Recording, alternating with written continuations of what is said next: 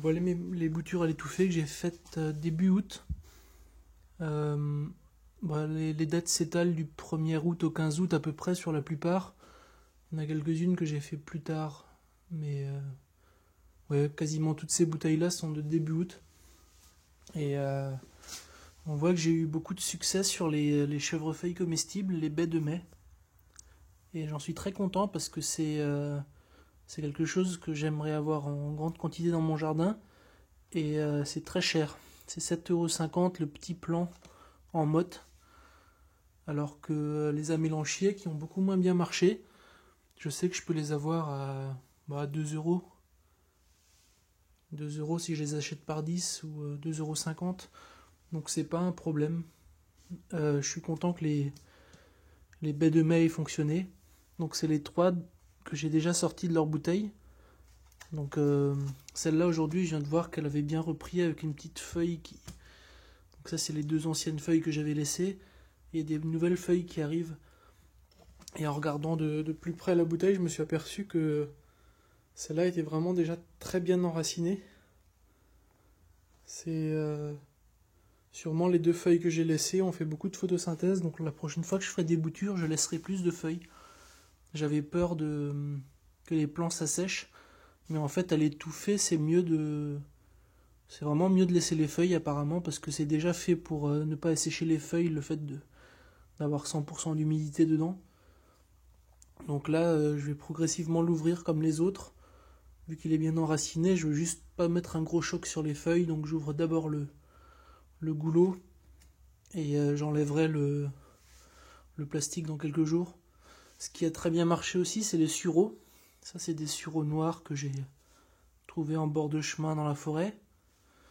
Là, il y a un groseillier qui semble fonctionner. Il y a une petite pousse verte dans le fond là qui part, même si les feuilles sont pleines de champignons.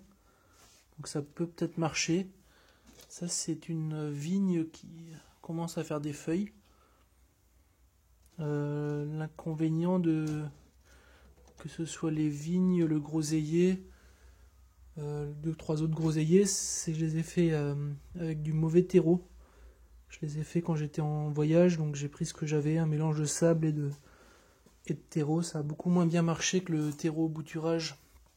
Et faut dire que sur tout ça, j'ai aussi mis des hormones de bouturage, donc ça a beaucoup aidé. Là, c'est un plant que j'avais commencé à ouvrir, les feuilles ont desséché, je l'ai refermé en espérant que je ne l'ai pas tué. Celui-là, pareil, il avait l'air de bien marcher, j'ai commencé à l'ouvrir et les feuilles ont commencé à tomber immédiatement. Donc il était peut-être pas bien enraciné. On attend encore un peu.